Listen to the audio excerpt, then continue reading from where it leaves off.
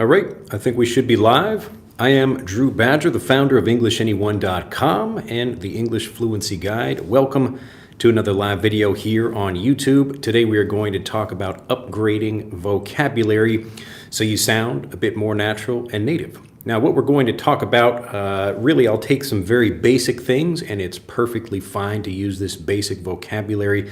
Don't let anyone tell you that you can't use certain words. This is more for people who want to upgrade their vocabulary. And another thing I want to show is that, as kind of an example of naturally varied review, native speakers will learn all of these different ways of expressing themselves. And even if you don't feel so confident about using them, you will be more able to understand them when you do hear them.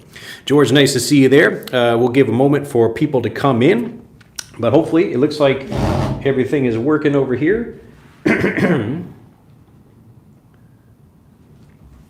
we should be ready. Yeah, nice to see everybody here. All right, let me erase this,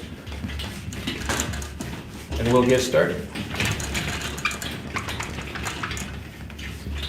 Wow, this is some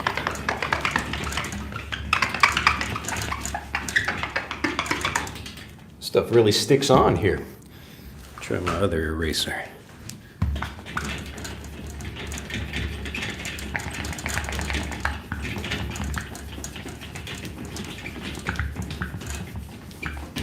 Wow. All right. Well, that took a little bit. Nice to see you guys. I'll check chat in just a moment, but let's get started. So each one of these things, I wanted to keep this very simple. And so each one of these phrases that we'll be taking from just regular English conversations, again, you can use them. There's nothing wrong with using these, but I just want to give you something additionally that will help you sound a bit more natural and native. All right, so each one of these will follow this same simple format. I'm just going to change one word in each of these phrases, and it's really just to do. So to do something. To do something. Make that a bit more clear. Something. So to do something, and then we have our word over here. So we'll start with to do something badly. So to do something badly. You can also express this as doing something poorly. Both of those are fine. And again, these are perfectly fine words you can use. So I did something badly, and this could be anything. So I sung a song badly, or I played a game badly, or I performed badly, or something else. And this is typically when you're maybe you're trying to do something correctly, like you have an example of something, so you're trying to play a song on the guitar that people know, or you're trying to draw a picture or something like that. But the more conversational, natural way of saying this that you will hear is just butcher. So this is our first example. We're going to cover 10 of these things in this video. Hopefully I don't get sidetracked too much. This is another good word for you, to get sidetracked. There you go. Another bonus expression for you, another bonus word. To get sidetracked, it's like you're on one track over here. You're supposed to be going this way, but oh no, I get sidetracked and end up going on this track over here, talking about something different. To get sidetracked. Sidetracked. All right. So if I do something badly, I would say I butchered that thing. And now this is the same kind of butcher, like you take an animal and cut it up into pieces. That's to butcher something. But we can talk about butchering something like you do it badly. So I could sing a song badly. I butchered that song. All right, as an example. So I butchered, I don't know, like a presentation I was trying to make. So I have to do something, but I messed up a lot. I did I made many mistakes in that thing. I butchered it. So I butchered that thing, okay? So instead of doing something badly or doing something poorly, which you can say, we butchered something. I'm going to keep flowing through these things. If you have any questions as I go through them, they should be pretty simple to understand, but let me know. All right, but pretty easy so far, to butcher something. And this is what you'll often find in conversational English is butcher it's just a regular word. It's an occupation word, so the name for somebody's job. So I am a butcher if I, cut pieces of meat for people. But we take something like this, and this is how we create slang. We give something a different meaning, or we extend the meaning to something else. So we're not just talking about cutting up pieces of meat. Maybe we're talking about doing something in a bad way. So I take a song and I cut it into different pieces because I sing it badly. Well, Kate there. Hi from Japan. Konnichiwa. Nice to see you there. All right, I'll go back and check chat. But is it formal? Yeah, you can. Well, it's not like informal or formal. You can use this in a business context. So I could be at a business meeting and say I really butchered I butchered a sales pitch, all right, or I butchered a presentation, or I butchered my interview. Okay, so anything where we do something badly. Okay, so if you're unsure ever about it, you can just describe it normally in regular everyday English. There's nothing bad about this, and I'm not going to tell you don't use this. So you can use these expressions. You can do something badly, you can do something poorly, but when you use a slightly more advanced or natural or native expression, people will notice that, and they will think, oh, this is a person who understands at a higher level. Okay. So maybe I can connect with this person better. And so this is one of the more important things about language learning, and this is why a lot of people want to know this more conversational speech, because it connects you with people. If I can talk with a group of people and I know it's almost like a code word that it lets you into their club. So, how to say, you butchered something. Wow, that's impressive to a native English speaker, because they don't expect you to know that. Okay, so that's why I'm letting you in on this kind of vocabulary. Okay, let's go on to the next one. So if we want to do something badly, what might be the opposite of that? What are we talking about? And again, there are other ways we could express this, but I don't want to tell you a whole bunch of things. The point is just to give you at least one other way of expressing this. And even if you don't use it, you will be more prepared and you will recognize it when you do hear those things. Okay? So instead of doing something badly, number 2 here, we'll just say, this is number 2, we'll just say do something well. To do something well. Now, how might we express that?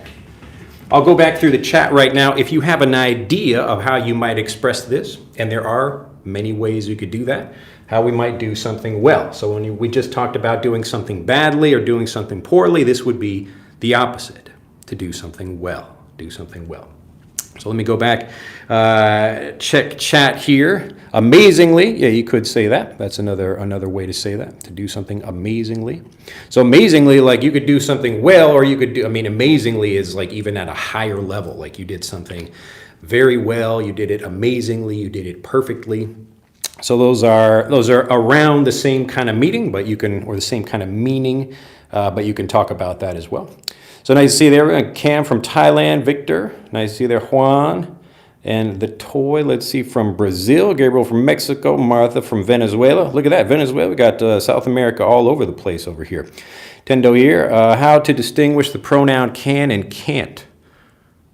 Well, those aren't pronouns, but yeah, if you're talking about the, when people say I can do that or I can't do that, usually you can hear a difference if you listen carefully. I've talked about this in videos before. That's not the subject of this video, but usually you can tell from context what people are saying. So look at their face, yeah, I can do that. So I'm shaking my head up and down means yes, I can probably do something. I can do that. I can do that. I can do that. Or no, I can't do that. I can't do that.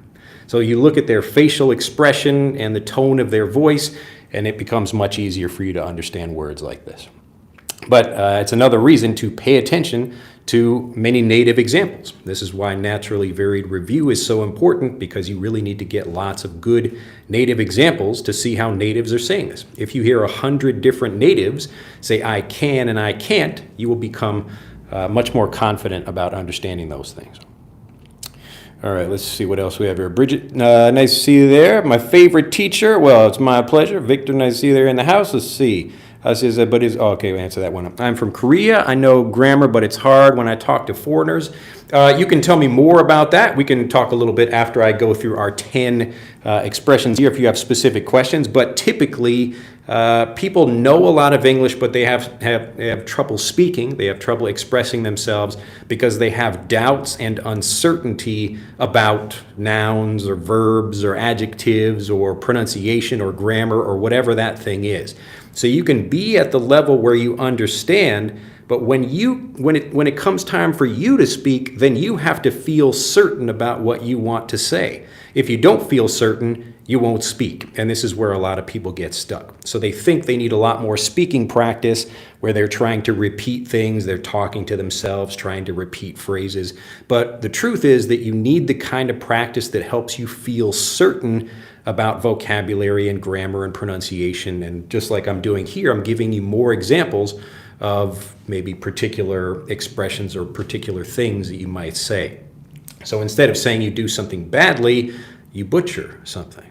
And so here you're learning, okay, like that's an interesting thing. I already knew maybe butcher, like you go to the butcher and get some meat, but here's an additional use for that word. And by getting both of these, it makes you feel more confident and certain that you understand the word. And when you feel confident and certain, that's when you speak. All right. So the big myth that people think is that you speak in order to build fluency. But the opposite is true. You actually build fluency first by understanding the language, and then you speak. Okay? That was my quick explanation of that. So you haven't told me what your problem is, but I've been doing this for over 20 years now, and this is typically what the issue is. All right. Let's see. I didn't think some people will say I did it. Yeah, you can say that too. Let's see. Asa from Saudi Arabia. Hello, group Ontario. Ontario. I didn't know there's an Ontario in California. That's interesting. Maybe something like with crack, like a crack team. Yes, so a crack team, that would be a little bit different if you're talking about doing something well. To hit the nail on the head. Very good, Raul. Look at that. I think you've given some good examples before. But yes, excellent work. To hit the nail on the head. Actually, I'm just going to give the very simple example of to nail it. Boom, you nailed it. So I did something well, I nailed it. So I was giving a speech, I did it perfectly, I performed very well, I felt very confident, I nailed it. Or if you will hear people talking about gymnastics or sports or something like that, someone is trying to perform something and the gymnast is running and they flip and do all these things and they stick the landing, so they land and they do it perfectly. They nailed it. They nailed it. So a longer form of that, like Raul just said, is to hit the nail on the head. So if we have a nail right here, we want to hit something, ding, hit it perfectly. Sometimes when you're hammering something, you don't hit it quite right, or you bend the nail a little bit. We want to hit it right on the head, so that's the top of the nail, all right? So hit something right on the head, you nailed it. You nailed it, all right? So we've got to butcher something if you do it badly, and then nailing it to do something bad, like you really like stuck that thing in the wall. You nailed it. So you really nailed that presentation, you nailed that speech, you nailed whatever. Excellent work. Very good.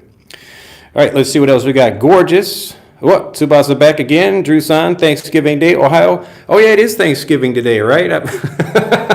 Isn't it? It's Thanksgiving. What day is it? It's not. I guess I think it's the day before Thanksgiving in the U.S. right now. So it is Thursday morning here, but I guess, yeah, so we don't have that in Japan, so I forgot it's Thanksgiving. I should call my family, it's weird when you're not in the country, there are no, Thanksgiving, like little decorations and things up on the wall, like little kids making a little, turkey handprint thing like that at school or whatever. So my kids don't do that. So in Japan, because there is no Thanksgiving, right after Halloween finishes, so Halloween is October 31st, and Japanese people do celebrate Halloween, or they just, get candy, or you will see the decorations up. And actually a lot of people enjoy trick-or-treating in Japan, but because there's no Thanksgiving, it just goes in right to Christmas after Halloween ends.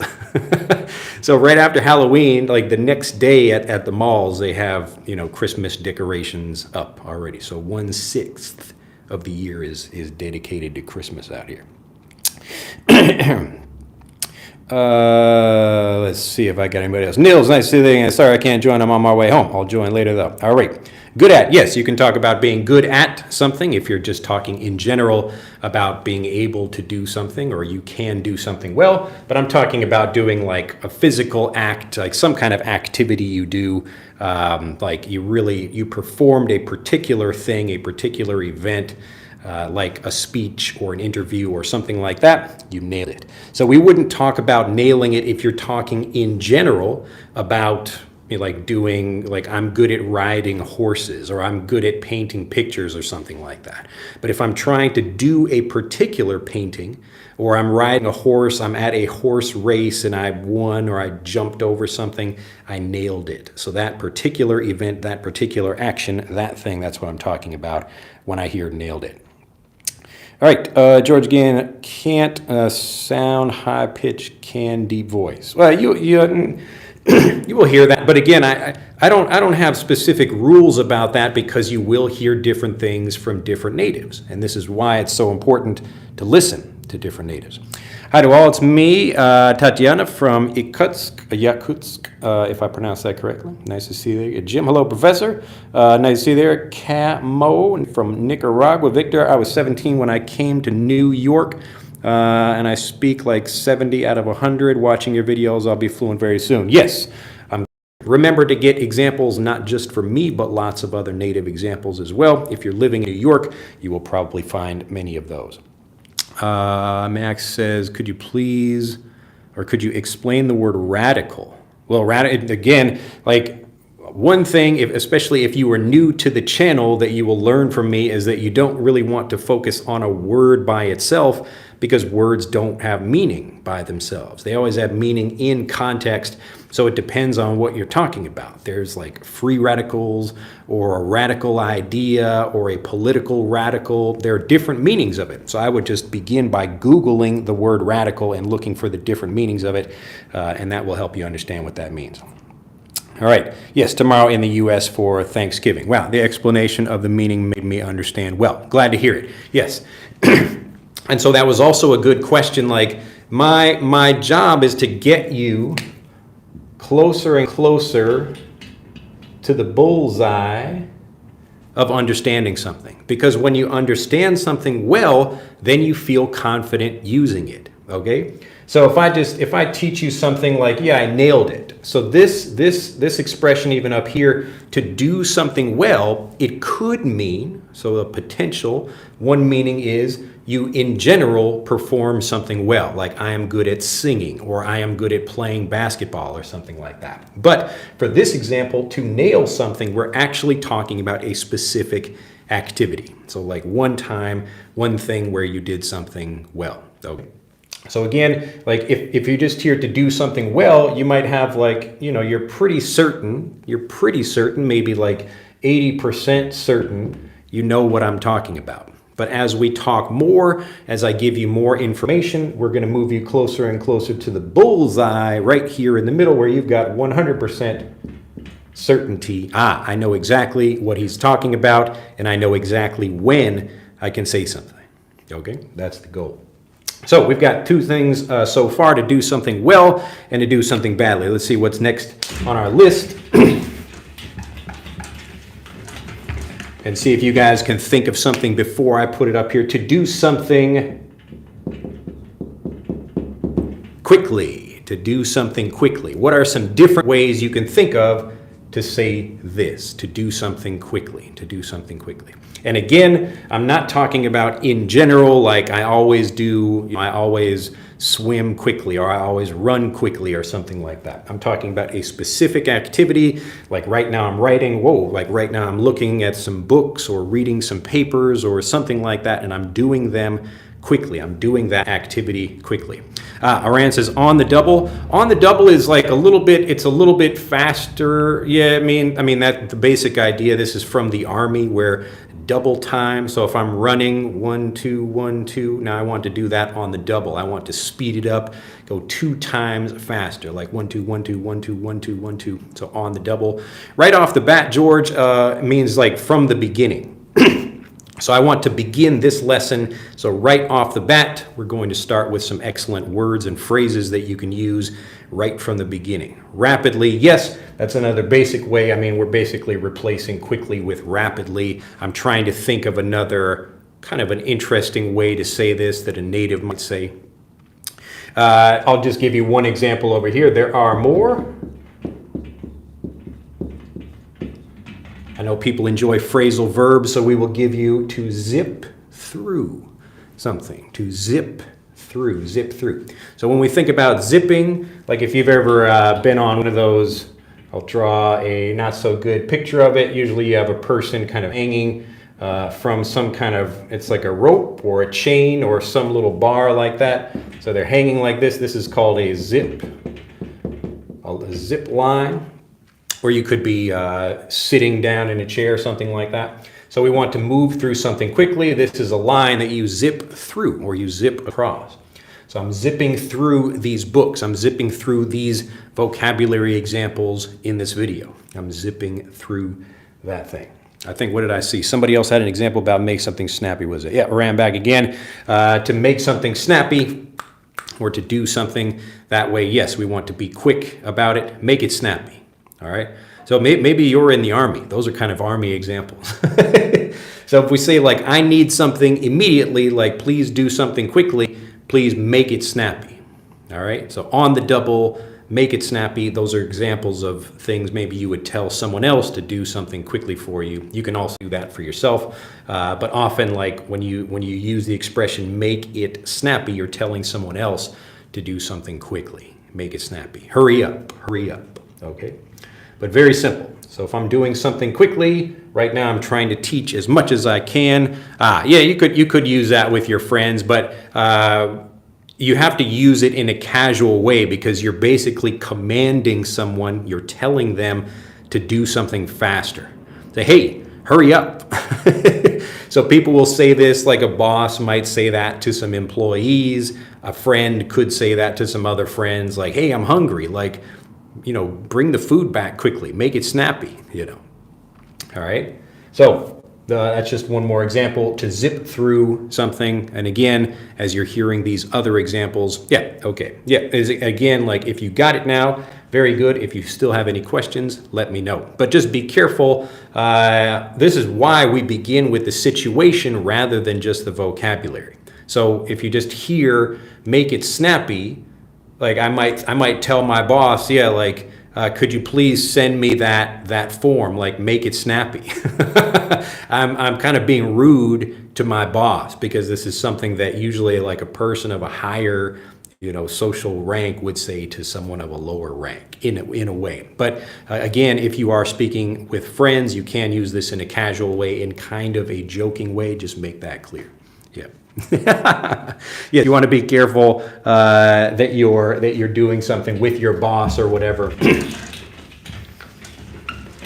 But you can talk about yourself. So if your boss asks you to do something and you're like, okay, I'll make it snappy. Like I will make it snappy. I will get it done quickly. And that's perfectly fine to say. All right, now if we've got something quickly, we're going to do something quickly. The opposite of this. What would the opposite of this be like? Slowly, to do something slowly, Let's say I'm reading a book slowly, or I'm teaching very slowly, or I'm moving very slowly. Any kind of particular activity I'm doing, something right now, I'm doing it very slowly. See if anybody has any examples for that. Let's see. We've got cue to teacher. I guess that's question. Is it commonly used? Open a can of whoop ass? Or does it sound too native-ish? So if I use it to Americans, any chance they might overjudge my English level? Well, it depends. Do you understand when to use that? So if you open up a can of whoop ass on someone, it means like you're fighting them, or somebody is really beating someone else very badly. So if you're talking about a boxing match, for example, when one boxer is really beating the other one, wow, he really opened up a can of whoop ass on that other person or on that other guy. All right. So you can use that. There's nothing wrong with the vocabulary by itself. The question is, do you know it well enough to feel confident using it when you should use that? Okay, that's the real question. So there's nothing wrong with like a can of whoop-ass by itself if you use it in the right way with the proper or appropriate people. Okay, so you probably would not say it maybe in a business context unless you are getting vocabulary signals. So like kind of we get signals for the kind of vocabulary you can use. And typically in a company, if the owner of the company or the higher level people in the company are very casual with the way they speak, then other people in the company will also be casual. And if you have the opposite, so someone who might be more formal in a company, then you would have the opposite, like more people would be speaking more formally, just in the rest of the company. So yes, you can open a can of whoop-ass if you like, but it just depends on who you use that with. All right, let's see, Victor again. I always tell my coworkers when they're talking too much, less with the lip, more with the hip. Yes. A good way. And again, if you're speaking to coworkers and you have a good relationship with them, but if you're just yelling at them like, hey, less with the lip, more with the hip, let's get to it. Let's get the work done. All right. So you have to remember that vocabulary means something in that context. So for particular people or in that context, it doesn't mean anything by itself, but also the tone of your voice is important. So if I'm joking with my kids or whatever, like a similar kind of expression I will use with my daughters. So I taught them this when they were younger. This is move your meat, lose your seat. I'll teach you guys this one too. Move your meat, lose your seat. So maybe one child or one person is sitting down somewhere and then they go up. I don't know, they move, they leave their chair and go someplace else, and then someone else sits down in their spot, and they come back and say, hey, you're sitting in my chair. And like, well, that's not your chair. Move your meat, lose your seat. So like if you move, you can think of like the meat, of your body. If you move your meat, you lose your seat. Move your meat, lose your seat. Move your meat, lose your seat. Similar kind of thing. What snail through? That's an interesting one. I've never heard that before, but yes, I could see how you could use that. And so this is you thinking more like a native and how we create vocabulary and expressions this way. So, I could like snail through something. I could see that. I've never used that, but I could see somebody using that expression to snail through something. Let's see. What are we going to do? We'll just give an example of plod through. So this is another common phrasal verb, to plod through something. And you can think about a plodding movement. This is walking. You're taking big, slow steps. I'm plodding through something. So maybe you're reading a difficult or academic book and it's hard to understand. You need a lot of time to think about it. I'm plodding through this thing, to plod through. All right, plod through. We wouldn't really say plod. Yeah, you could say like to plod away at something. I guess you could say that. But plodding through, you can kind of think of yourself walking. So if you walk on the ground, the ground is pretty smooth and easy to walk across. But if you're in water or a swamp or something, then you really have to pick your legs up one at a time and move very slowly. You're plodding through that thing. Okay, so just like I'm plodding through a swamp, I might also plod through some homework examples or something like that. To plod through. All right, I think everybody's getting it over here, making sure I'm not skipping anybody around. Did you understand when to use that? Fundamental question. Yes. Let's say hello from Morocco. Greetings to Teacher Drew. Nice to see you there, Eunice. And Sandra is there. Interesting. We have a similar saying. Yes. So again, lots of languages will have similar kinds of ideas because we don't begin with the words.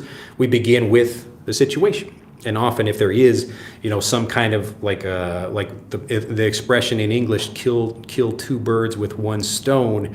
That's the same thing in Japanese as well, because you think like, wow, I can throw a rock at some birds, and if I could kill 2 of them with 1 rock, that would be better than just killing 1. All right. So it's the same kind of thing you often find, and that's why it's good to begin with situations when you're learning new vocabulary. I've learned with the meaning work slowly. Yeah.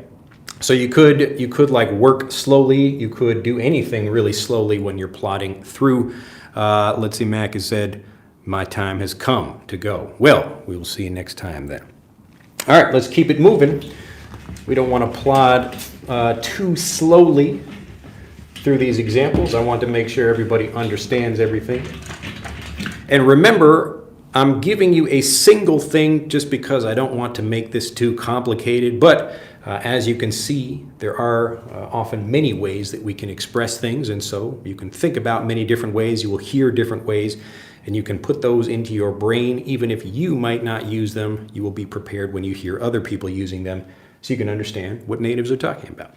All right, so next, what we have here, to do something easily. I'm going to go to, go through these a little bit faster, make sure I don't get stuck, and that way we can have more people asking questions if they need something. So if you can think of anything, let's see, Vijay from India, nice to see you there. So if you want to talk about doing something easily, and again, I'm talking about a specific activity, a specific event, so you can talk about you found something easy, and that's usually a way around of describing something after you do it. So I like, if again, using just your, using your past tense there. So I found something easy. So after you took a test, or after you did something, maybe other people thought it was hard, but you found it easy. You thought it was easy. But I'm talking about being able to do something easily. Yeah, so again, George has a good example there, a piece of cake, and I think quite a few people know this as well. So people will describe something as like, that test was a piece of cake. So the test was very easy. I'm describing something as easy, but here I'm talking about doing something easily. No, piece of cake is, you can use that anytime. The president of a company can talk about something being a piece of cake as well. It's not too informal. But I'll give you yet another interesting phrasal verb that you might not know. To sail through. So the example of a piece of cake is used to describe easy. So easy. So like something is easy.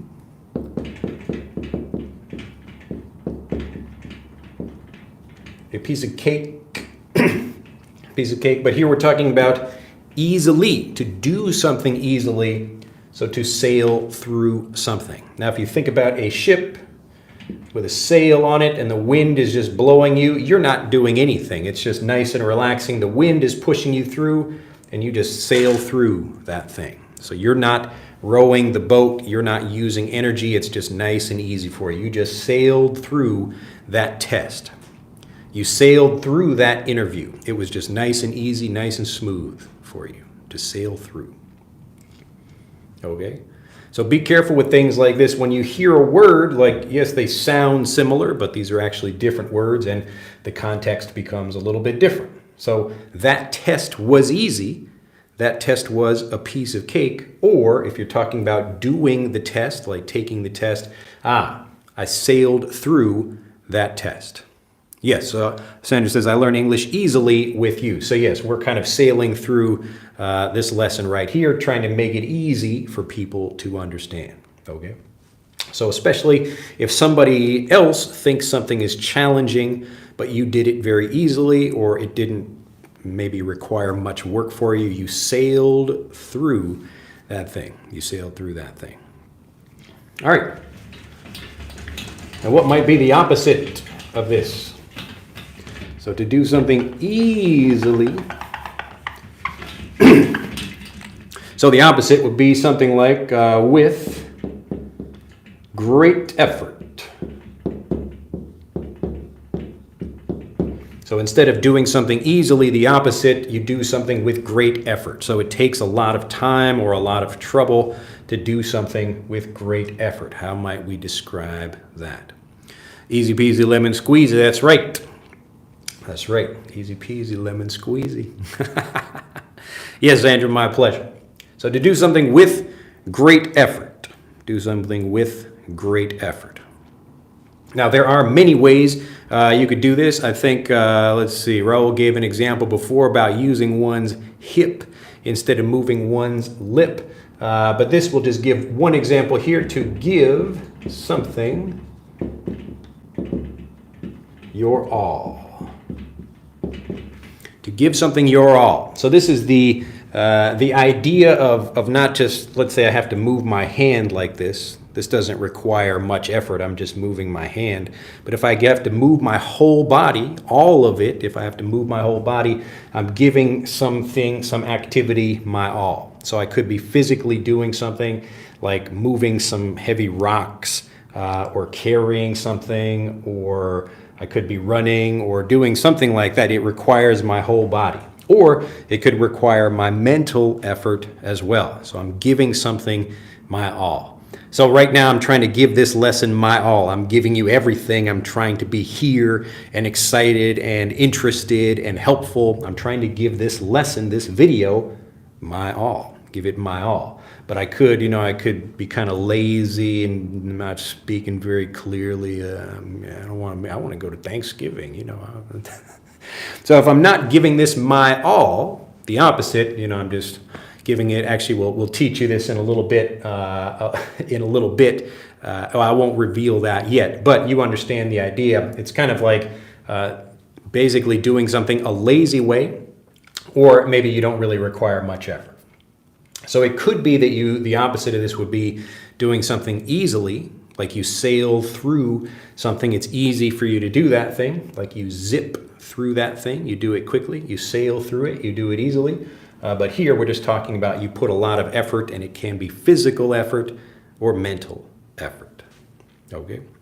Everybody getting it, I think. Let's see. H. Ray says the phrase piece of cake reminds me of another phrase, to be a cakewalk. Yes. So when you describe something as easy, you can call it a piece of cake or a cakewalk. I think I've talked about this before. If you all know what a cakewalk is, maybe some of you do not. I'll give you a quick explanation. But there's just a game. It's so easy. That's why people describe something that's really easy as a cakewalk. Usually you will have, and I don't know, maybe people have different rules for this thing, but you will have usually like a grid or something on the ground. You will have some numbers, and maybe people will play some music, and you walk around like this is 2 and 3 and 4, and so you have your numbers here. And people are just walking around, and when the music stops, you stand on a number, and then you get the cake for that number. So people will maybe usually for a bake sale or something, there's a party or something in America where you're having like a prize for something like that. But it's so easy, you don't have to do anything. You just walk around, and if you stand on the number for that thing, then you get that cake. It's a cakewalk. A cakewalk. And the interesting thing is most Americans have not participated in a cakewalk. Actually, I guess I can't say that for sure. Probably most of them have not. But everybody knows this expression, even if they don't know what this game is. So I had not been in a cakewalk until I was in high school. I think one year I was at a party or something, some event, and they had a cakewalk, and I said, "Oh, look, it's a real cakewalk." And so I got in the cakewalk, and I got a cake. I don't know, I forget what number I was, but it really was easy. I didn't have to think about anything. So remember, if I'm talking about doing something easily, that's a little bit different than doing something and just calling it easy. All right. Yes. So if we're just talking about different ways to say easy, then we've got cakewalk, or Rand's example, child's play, or piece of cake. So you can describe anything instead of using the word easy, like that test was easy. You could say that test was a cakewalk. That test was child's play. That test was whatever. And you're just replacing this word with that one. Okay. All right. Let's see what we got here. A person can be tough, but can't be easy. Well, I don't know, actually, and this is an interesting thing about vocabulary. Typically, you will hear the word easy used with people if it's easy to like, usually like kind of like a negative way, especially with women. You say, oh, that girl is easy. It's like it's easy to sleep with her or something. So that, like someone being easy in that way. So be careful. You can use things like that if you describe them like, ooh, that girl is easy. All right. So be careful with your vocabulary and always continue to learn more. That's how you will feel more confident about using things like that. Let's see. I'd give my all to have just one more night with you. Yes, I suppose you could. You could do that. I mean, these are kind of, you're kind of adding like kind of two different expressions at the same time. But yes, like you could use that as a correct sentence. I'd give my all at doing something. So like typically I'd give my all like during the one night, if that's what you mean by that. Or you're talking about like I'd give my all doing something so that I could have one more night with you. So you got that as well. Let's see. And Ace, let me know if I'm not pronouncing that correctly. I've been listening and watching a lot of English YouTubers, but today I'm learning something completely new to me and I'm enjoying it. Yes, I'm glad to hear it. Yeah, there's a lot of interesting vocabulary to learn, and really the point is for anybody you're learning with, or if you're trying to learn something, you want to improve your understanding, really the goal is to get to certainty that you feel confident about something. So it's great to learn new information, but when you learn something new, make sure you really feel confident about what that means, and then you will enjoy it even more. And that way you'd be starting, you can use that thing as well. Easygoing is another way to talk about it. Yep, take it easy. Take it easy means to relax. Take it easy. That is the lyric of Mariah Carey's song. I see, but very good, very good. Let's see again, good morning, teacher. I'm watching this from Kobe. Nice to see there. Ohayo gozaimasu from Nagasaki. Victor, let's see, I found out about your channel like 2 weeks ago. Since then, I try to watch at least one video a day. Well, maybe pick some shorter ones because these live videos are like over an hour long. But if you're, I don't know, walking, or you can use it like a podcast. I try to make it so I'm not, even if you're not watching the video, you can still learn something from it. But Iran again, I'm sure we all will remember today's lesson. Hope so. What, Rockman, Mega Man, look at that. Konnichiwa. Rockman, yes, one of my favorite games from when I was a little kid. And Pedrino says to slow down. Are you telling me to slow down? I'm speaking too quickly. Let me know. Okay, so let's continue. So we covered, let's see, I think 5 or 6 of these. So far, where are we on our list? Yes, we've done 6. And now, let's see, we'll do something stupidly. So you make a mistake, you feel bad about doing something. Oh no, I did something stupidly. I did something stupidly. All right. There are different ways of expressing this as well, just like all of the other phrases we've covered. But we'll just talk about. Let's see. What's a good expression I could use? Because there are a couple different ones. Actually, I'll give you a moment to see if anybody can think of anything. So when you do something stupidly, to do something stupidly. So I was talking to some girl. I wanted to impress her, but I don't know, I forgot my own name and I was very nervous and I did something like that. So how silly of me is a little bit different. How silly of me is a less, it's like a less severe or a less strong example of this. So if you really did something stupid, like that's not like an example of doing something in like a silly way. It's like, how silly of me. I forgot to, I don't know, turn off the water or something like that. All right. So it's like I made like a silly, maybe careless mistake, but it's probably not that big of a deal. But typically people feel worse about doing something. Oh, that was kind of stupid of me, you know. So you can use it, but you will hear expressions like that, like, oh, how silly of me. You're talking about something usually that happened that's not that big of a deal. Yeah, so we might mess something up to do something stupidly, so you can mess up something.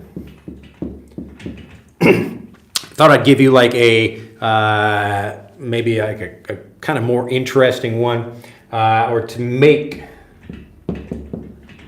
like a boneheaded mistake.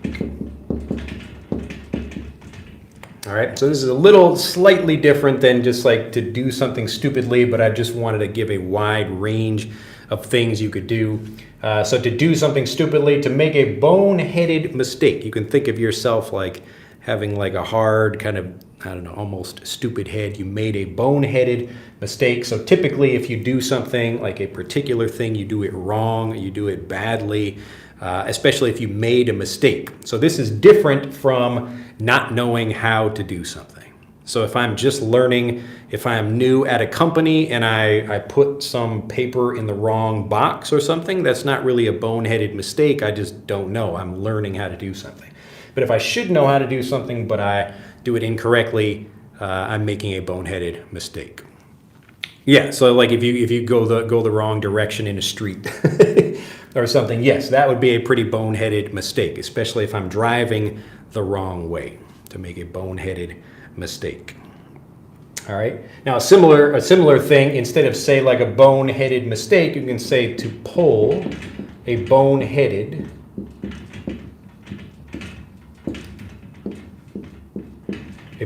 move. So to talk about like a movement or an action, it's similar kind of thing, to pull a boneheaded move.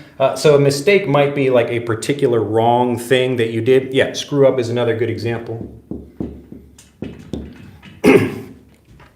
So like these are all similar. Stupidly, like you probably would rarely hear like, oh, he did something stupidly, you know, but this is just kind of a more like kind of grammatically in a textbook example kind of way of explaining it. And these are the more native conversational ways of saying these things. But yes, to do something, and again, could be doing something badly, you make a mistake, or like you're just doing it wrong, or you're not very good at doing that particular thing. So you screw something up, you mess something up, you make a boneheaded mistake, or pull a boneheaded move.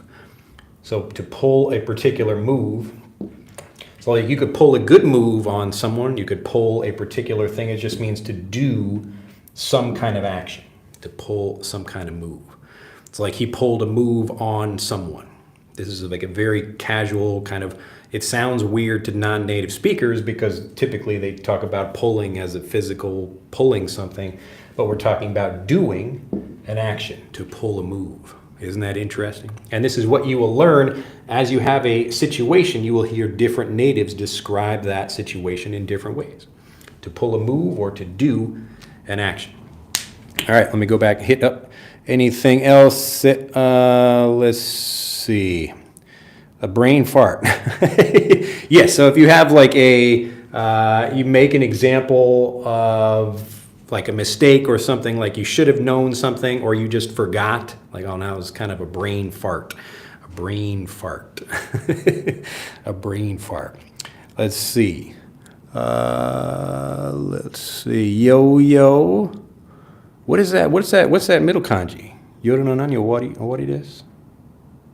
Is that like your work or whatever? Why is it? It's really like hard to read kanji on here because it's so tiny.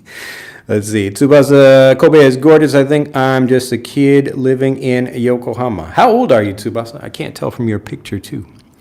Let's see. Okay.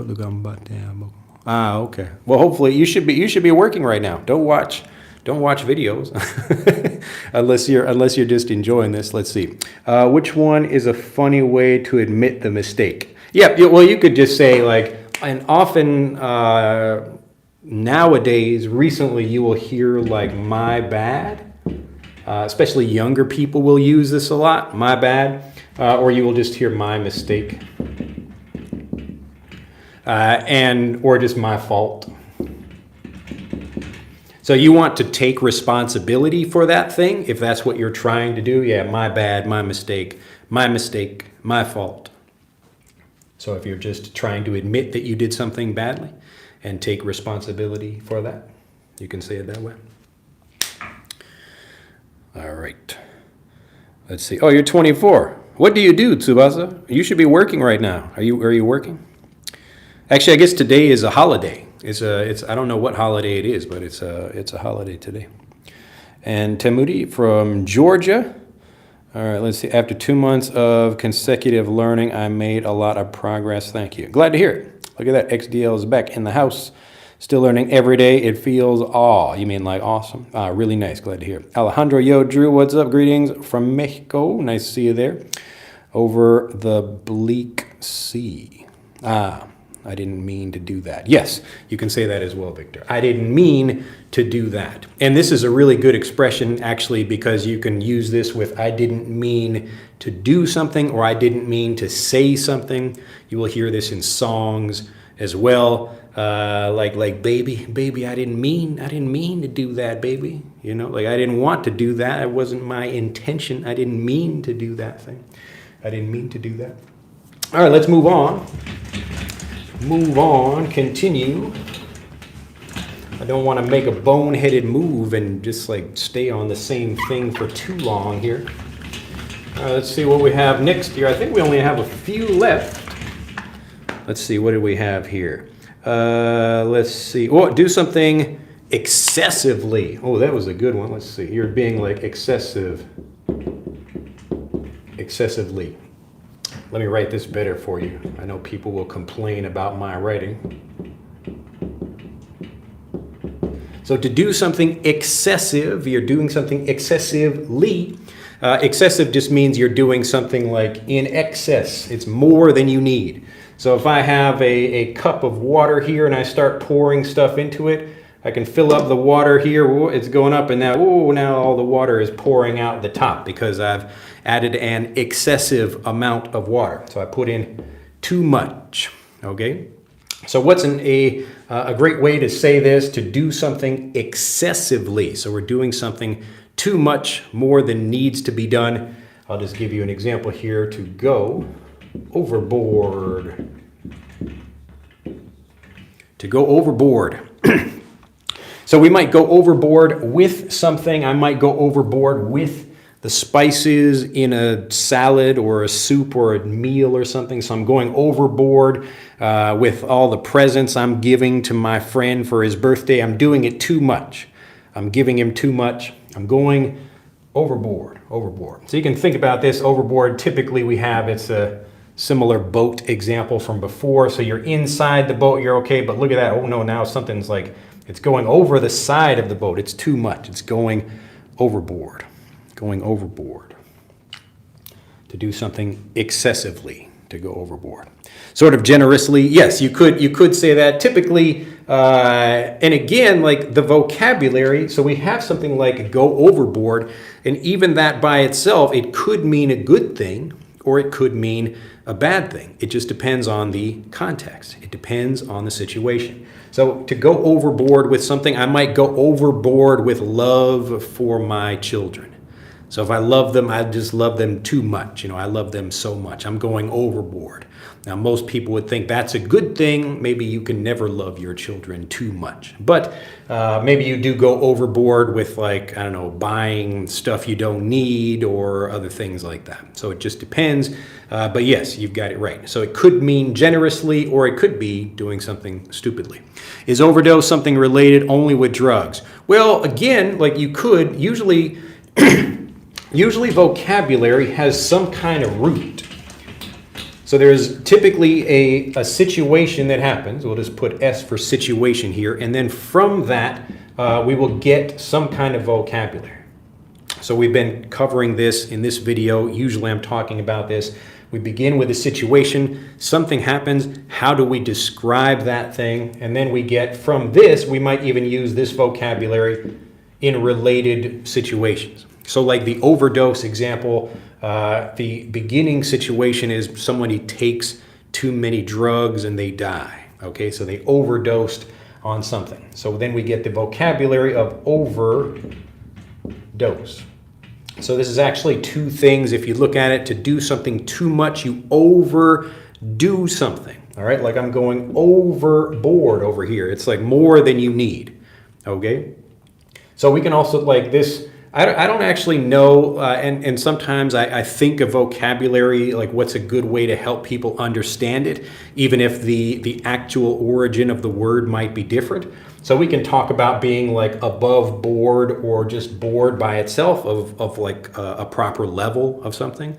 And then you go beyond that, you're doing too much. All right. So in a similar way, we have like a regular dose of medicine. So a dose. So just this part over here. So a regular dose of headache medicine might be 1 or 2 pills. If I have a headache, I will take a dose or maybe 2 doses of that. So the proper dose, the amount of something. And typically we talk about a dose of something. It's from the situation of giving medicine. All right. But you might have a dose of something, like you need a dose of cookies. You need a dose of sunshine in your life. Okay. So I can take this idea from the situation of medicine.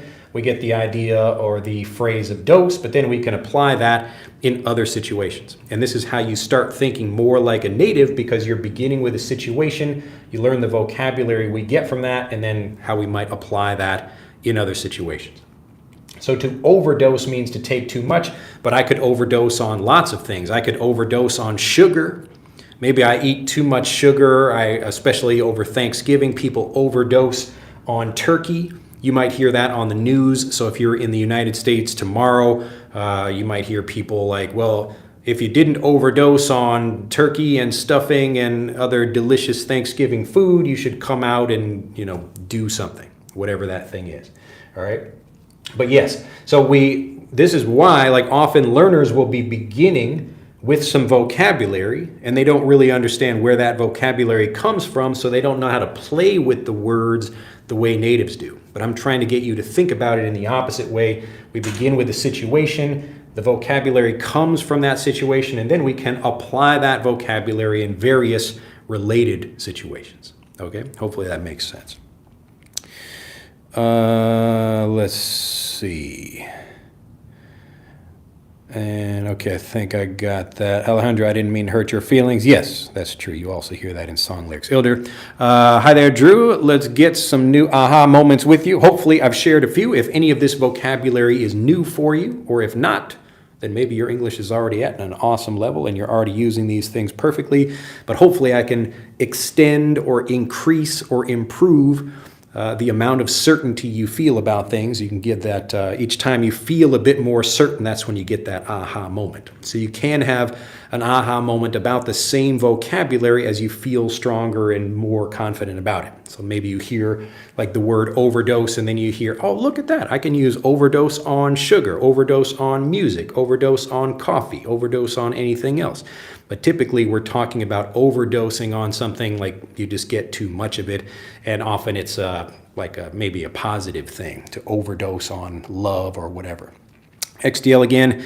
Yesterday I played Call of Duty. I clicked the start button, but Activision doesn't want me to enter the game. They just want to make some bugs so more people can buy their COD products. Yeah. Good old Call of Duty. I've actually never played Call of Duty. I did play back in college. I played a lot of Counter-Strike, which I enjoyed. I probably enjoyed that too much. I overdosed on Counter-Strike, I think. I played it too much.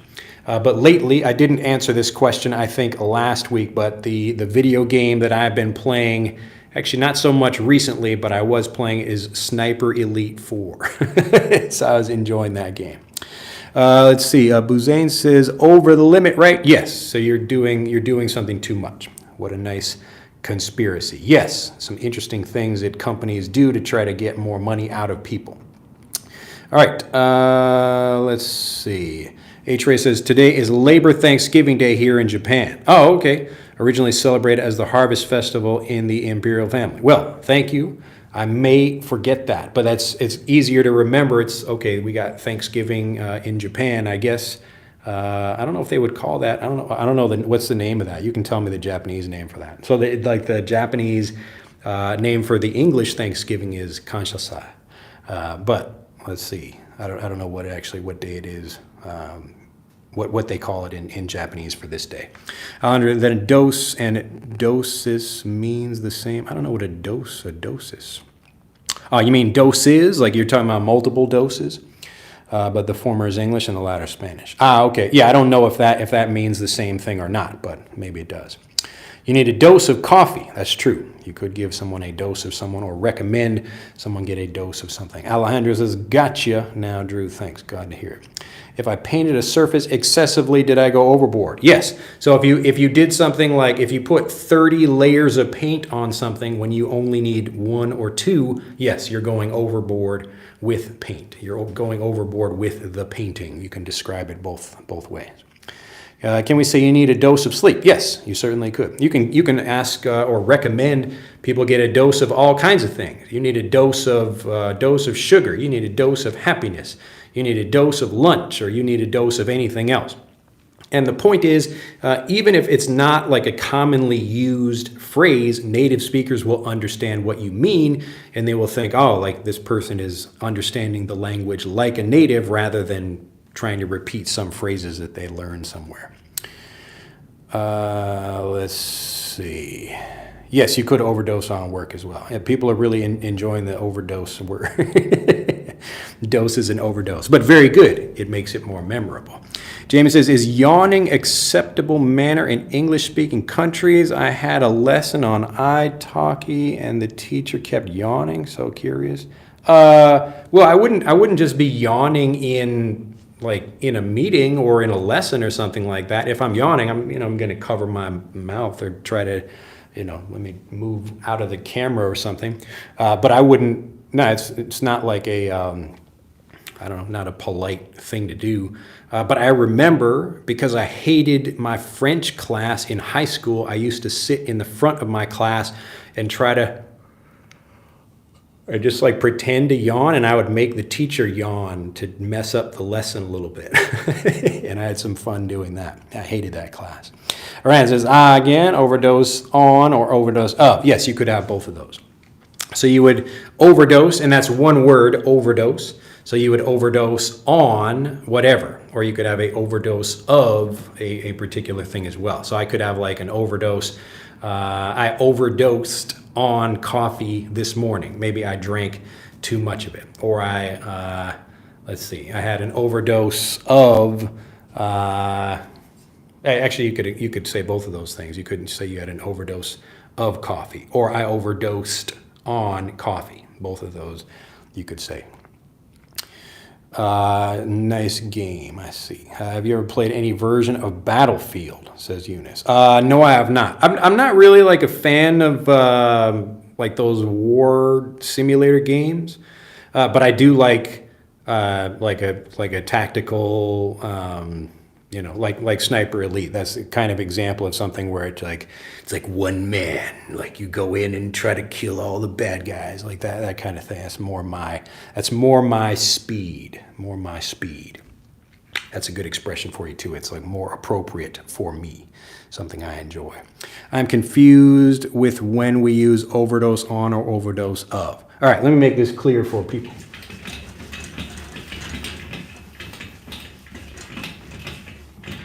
You would use them the same way, but in a sentence it would be I overdosed on coffee.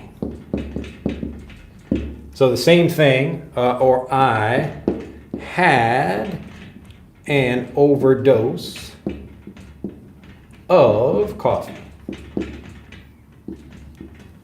All right, so I overdosed on something, this is the verb here, or I had an overdose, I had too much of something. So they mean the same thing, but we're talking about to overdose on something, I overdosed on work. All right, so this is the verb, meaning I worked too much. But the verb here is I had an overdose of something like that. So I have had an overdose of a particular thing. So you can use both of them, overdose of or overdose on, but it just depends. Are you talking about the verb overdose, or are you talking about having an overdose of something? All right, let's see. Eliud, nice to see you there. I finally made it to your stream. Welcome to the party. Okay. All right, let's see here. Where am I? Overdose of earthquakes. Yes, you could have that as well. Go mad, go over the top.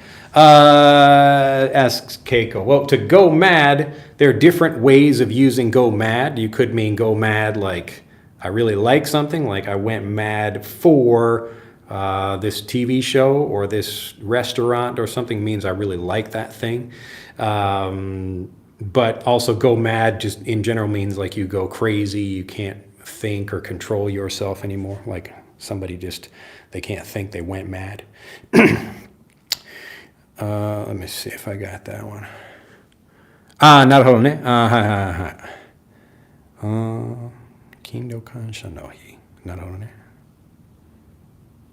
So it's still, yeah, it's still like 感謝の日ね。Okay. 勤労感謝の日。日本語喋れませんか? Yes, use your English though. This is your chance to use your English, use your Japanese with other people outside of the chat. All right, with the paint, okay. Okay, Japanese, jet lag, perhaps. I get that, Drew. Very nice. Yawning is very catchy. Yes, you could say it's catchy or it's contagious. Contagious. So if it's saying it that way, though, correct, I should say overdose of stress. Yeah, you could say that as well, which is bad.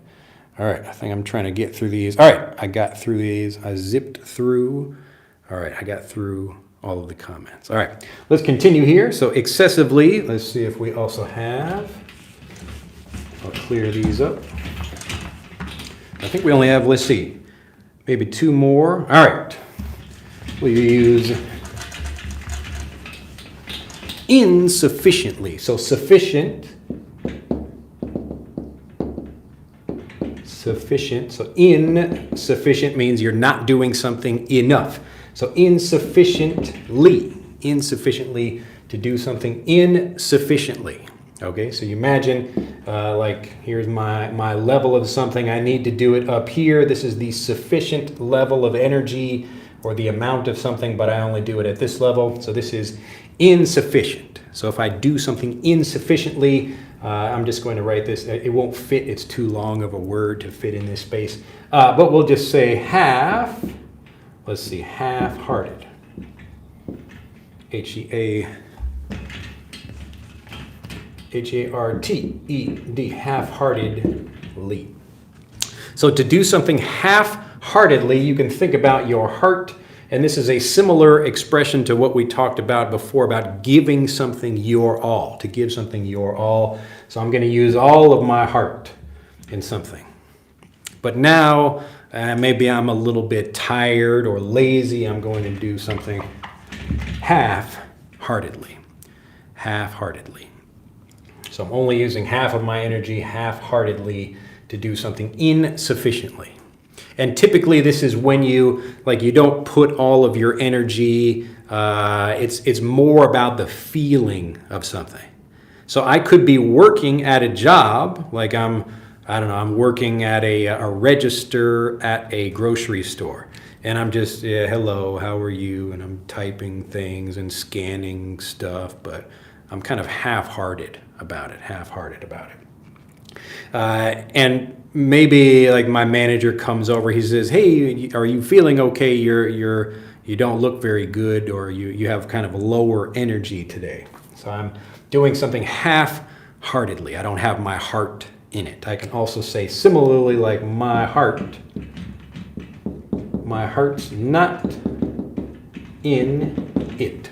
My heart's not in it. So I'm doing something, but mentally I'm not really there, or I don't enjoy doing something. My heart's not in it. My heart's not in it. My heart's not in it.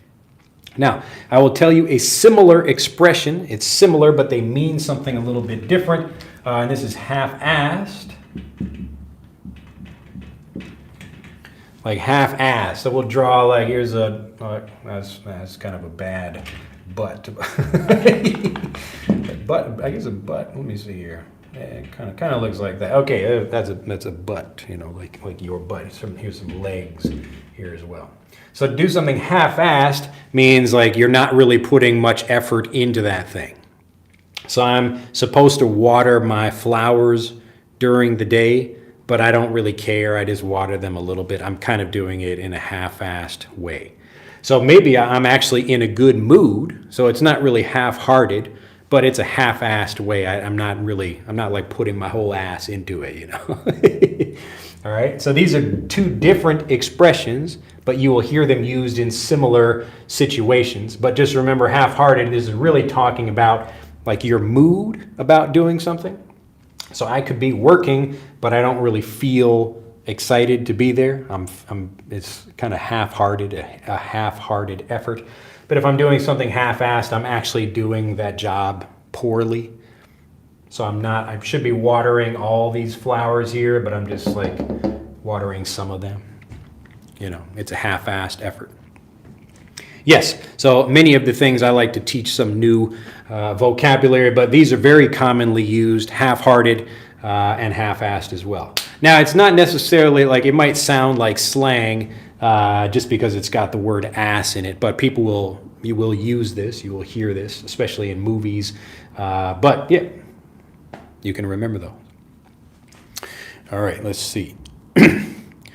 All right, let's see if we got everybody.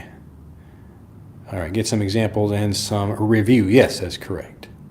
So every day I just write down about 10 vocabulary and learn it, as you said. So awesome. Yeah, so you can just really make sure you get lots of examples. And with naturally varied review, one part of that is just getting different examples of sentences of that same vocabulary, but we also want to hear this from different speakers, so we're prepared when we hear it in movies. So if you hear me, I'm speaking quite clearly, you can understand what I'm saying, but often people will not speak so clearly.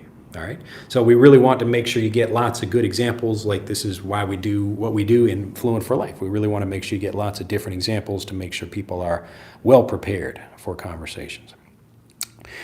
Let's see if I missed anything. Ildar again, when the wind is so strong for riding, kiters name this weather overdose. Kite surfing, I mean. Yeah, I've never tried that before, but it looks like a lot of fun.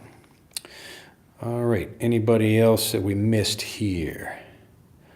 What's the difference between it's and its? Okay, well, this is actually, you can just Google that, but very quickly, if you have a contraction, so if I have it's, whenever you have a contraction there, that means you can pull something apart. So this would be it is, all right? Like, it is hot. Or it's hot. I can use both of those things. But if there's just ITS, there's no apostrophe here, it's not a contraction, so you can't pull it apart. And this just means it's the possessive, all right? So like his shirt, her shirt, its shirt. So if we have like here's like an alien creature, you know, this is kind of a bad, and just imagine that's an alien. Alien puts more arms or legs or something. Yeah, as an alien, we don't know if that's like a boy alien or a girl alien or whatever. We just say it. So it has one eye. It has one eye. Yeah, they are green, maybe, I guess. Some aliens are green. I don't know. Maybe they are different colors. So even on Earth, like, we are different colors. You know, maybe aliens are different colors too. Maybe they've got, I don't know, purple and stuff like that. So its eye is yellow. Its eye is yellow. So we wouldn't say it is, because that would be it is I, which we wouldn't say. But it just means like the possessive of that thing. So be careful. I know this, it seems like the opposite, because like we would have like John, and then there's apostrophe there, like John's thing. It's just like that's his. We're talking about that. But these are two different things, with the apostrophe and without the apostrophe. Yes, it could also mean it has something. That's true. All right, I think, let's see if I got that. Half-assed, that's hilarious, bro. Glad you're enjoying it. Yes, half-heartedly is related to doing something insufficiently, but putting half feelings into it. Right, yes. So you're doing something, but your heart is not in it. My heart is not in it. My heart's not in it. My heart is not in it. So I just don't feel, it's like, yeah, I'm here, but I'm not really, you can feel I don't really care, you know, my heart's not in it. I'm kind of half-hearted. I'm making a half-hearted effort. But I could be doing something. I could be like very excited about doing it, but I'm doing it in a half-assed way. So I'm not doing it correctly and properly. So that's more the key point there. When you're doing something in a half-assed way, you could be excited to be doing it, but you're just not doing it well. I think Americans use ass word everywhere. Am I right? I've heard crazy ass. Yeah, so people will put ass and fuck and shit and things like that just into sentences. It's a degradation, so it's degrading the language. It's a little bit lazy, but yeah, you can say it's kind of crazy, a crazy thing, a crazy-assed thing, kind of way. And you'll notice the language changes over time this way as people get a little bit more lazy with their speech. More people are texting. They don't know how to spell things anymore. So you find that, people who are hiring jobs, even like a hiring manager at a company, maybe they will get job applications from people and there are lots of spelling mistakes. That's why you've probably seen like Grammarly ads, it's like, spell stuff correctly. You can get Grammarly. Don't look stupid. Don't half-ass it. Don't half-ass that job application. No. All right. Let's see. Tim Moody says, listening or reading, which is more effective with speaking exercises? Your opinion is important. Well, again, it's not like reading or listening is important. The point is that you should be doing both, and you should be getting examples from lots of different things. So you listen to one person and you listen to another person, you read something, maybe you watch something, or you listen, whatever that is. You might even try writing those things out as well, but that's what you should be doing. So don't think about maybe just like one of those is important and the other is not. They're all quite important. All right. No enthusiasm. Yes, that's another way of saying. Everybody give folk a thumbs up. Yes, feel free to click that like button. I'm always happy when people click the like button. Aaron says, half-heartedly is a great choice, but when we have to learn to recognize different ways to say it. Yeah. And so you will hear that. You'll hear people, giving like a half-hearted speech, or you see somebody, doing anything. Like you can see it on their face if they're doing something in a half-hearted way. Alejandro says, I remember in Home Alone, like the original movie, Kevin asking his big brother, can I sleep here with you? And his brother responded, if you're growing up my ass. Can you tell me the meaning of that? I don't remember if he said that. Probably didn't mean growing up my ass. He probably meant growing on my ass. I don't know. You could do a search for that, like Home Alone script, and see what it is.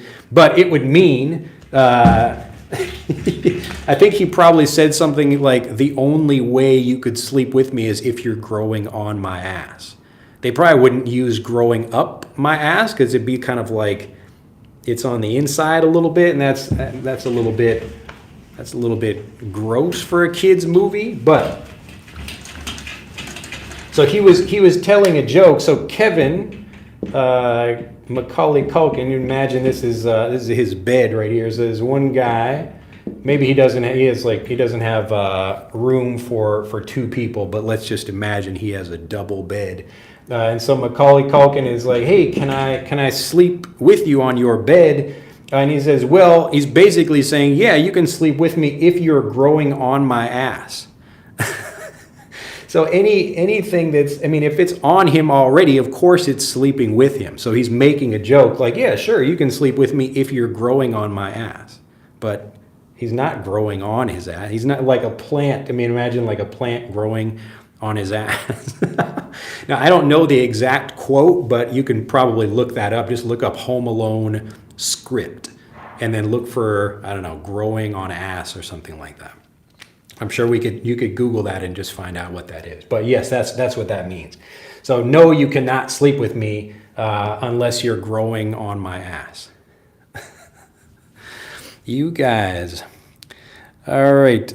Yeah, so you're probably talking, like you probably have the right meaning, but maybe the exact words are just different. But Bozine says, could you please give me a new slang word I've probably never heard of?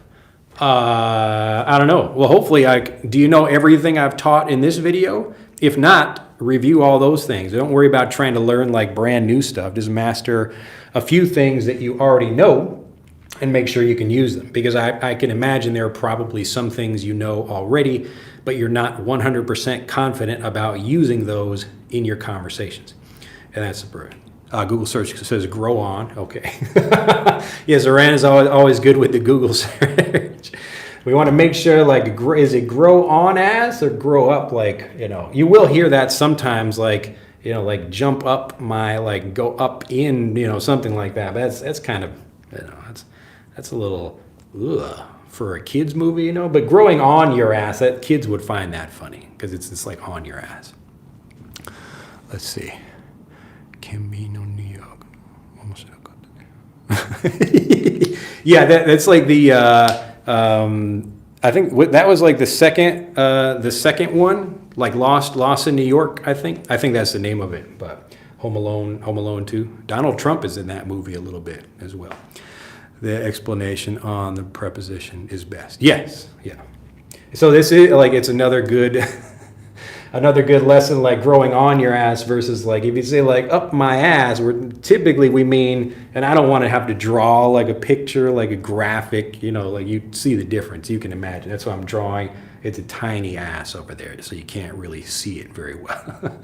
But it's growing on the outside of the ass rather than like up, like up in the ass. All right, let's see. And if we have anything else, all right. Last one we will do. Another important, useful phrase, number 10, is to do something, and we'll just try to fit this in here without a plan. To do something without a plan. To do something without a plan. Can you think of anything we might use to describe this? Well, I get my lovely tendency over here. Half-hearted is a close, not interested. Well, it's not like completely uninterested, but you're not like working very hard. Like you're like you're doing something, but you don't want to be there. Like your parents are forcing you to do something, or you have to do some work that you don't like doing, that kind of thing. No clue.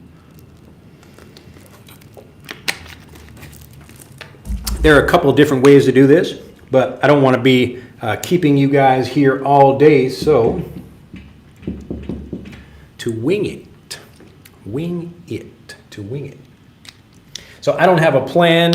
I'm just trying to do something like, yes, you got the Cowboy Sean over there with the Tennen Sui. That's right, the delicious natural mineral water from Suntory. So wing it. I'm just doing something like, like on the, you could actually, we would say like spur.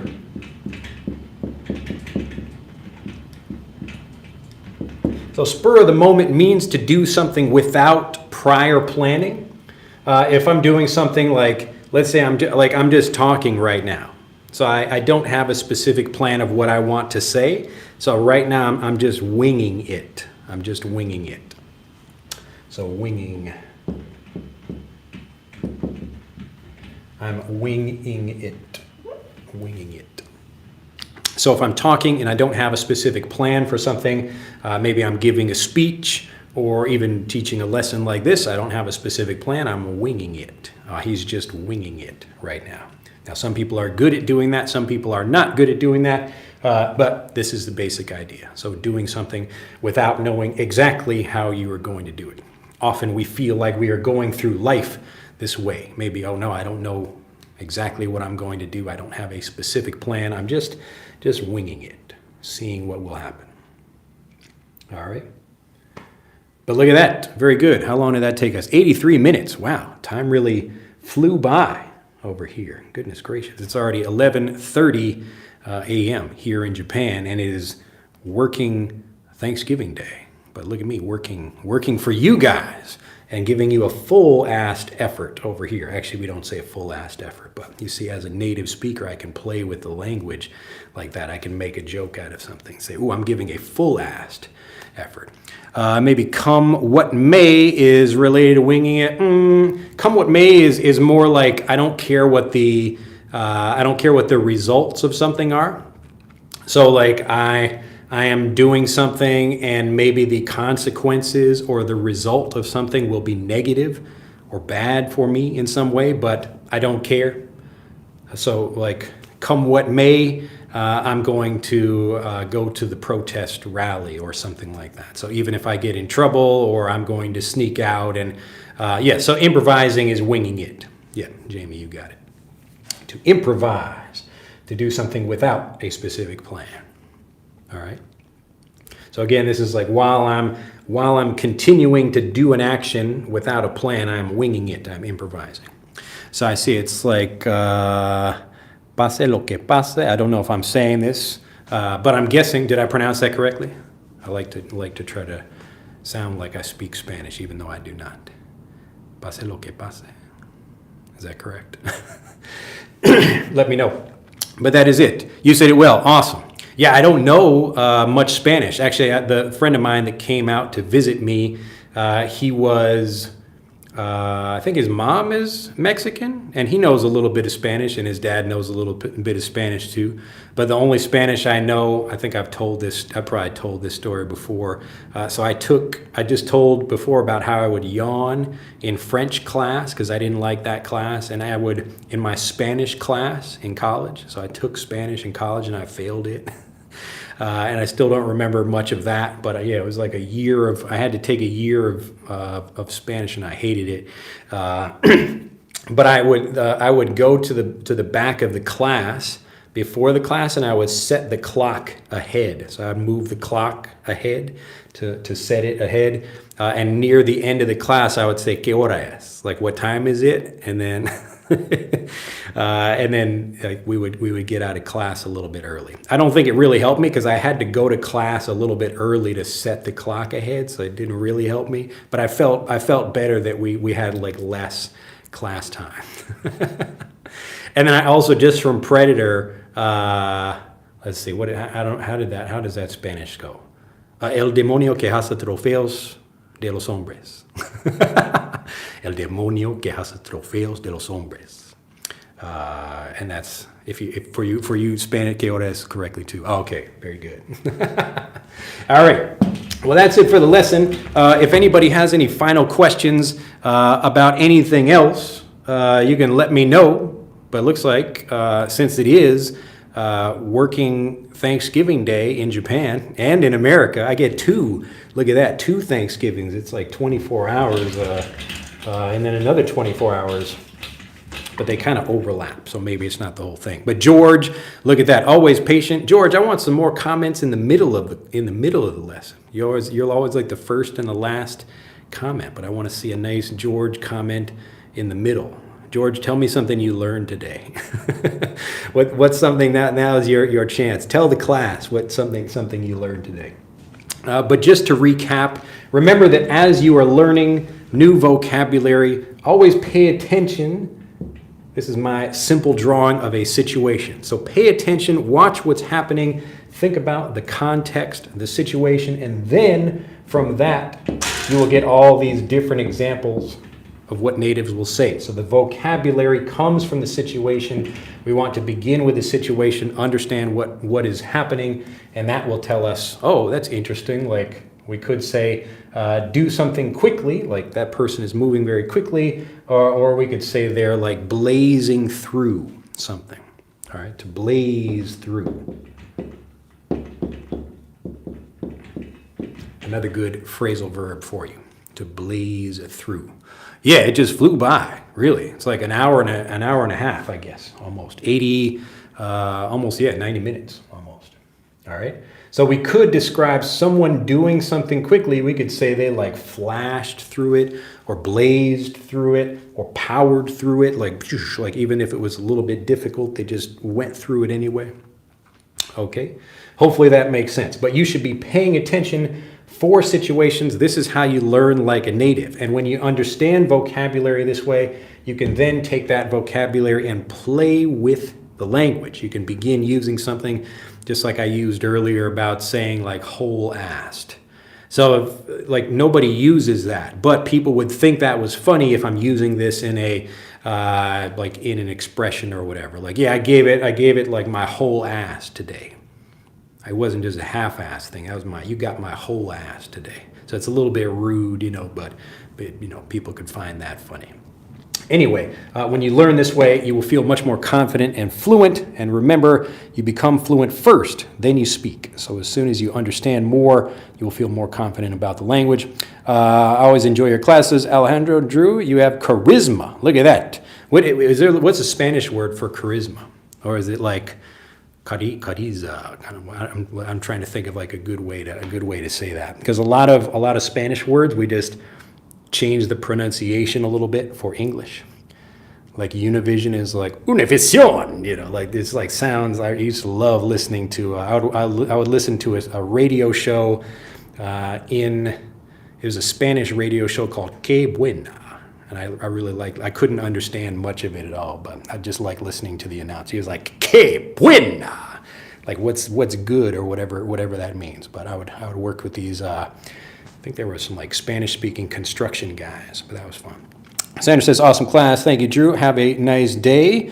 All right, well, glad to hear it. Always be happy. Let me know what your name is. I can just see like the Korean up there, but I don't know your name. AK Maka in Japanese. AK Maka in Japanese. I don't know what that means. AK Maka. What is that? I don't know. Are you telling me something in Japanese? Let's see. Andrew says, Drew, good morning. I'm from Sri Lanka. This is my first time I'm joining live, and your teaching techniques are excellent. Great. As a native English teacher, well, it's my pleasure. Charisma. This is same without the H. Okay. I'm sorry. I want to move my hands like this. I can't control it. When I start speaking Spanish, I'm like my hands like they start moving like that. I don't know. Yeah, it says bye bye. Ellen, it says okay, I got that. Sorry, I'm late. Says Omar. Well, Omar, you can go back and watch the video replay of this. Well said too, bro. Glad to hear. Norma laughing over there. Do you know anything Arabic? No, I do not, but it would be interesting to learn some. Thank you, Drew Sensei, for giving us an informative lesson. Sorry if I butchered your name. No, my name is correct. My actual name isn't Sensei, but I got you. Rand says, blaze through is good. A bunch of good words. Time to review what we've learned, indeed. All right. Well, if you would like to learn even more, we've got over, I don't know, like 13,000 words and expressions, things like that, in Fluent for Life to help you understand that. So if you are not a member of the program already, get it around. I think you are a member. Tell people how awesome it is. But hopefully, new people you will want to join. You can click on the link in the description below this video. Get Frederick as well if you'd like to learn a bunch of interesting vocabulary and know how to pronounce it like a native. I'll see you in the next video. Bye-bye.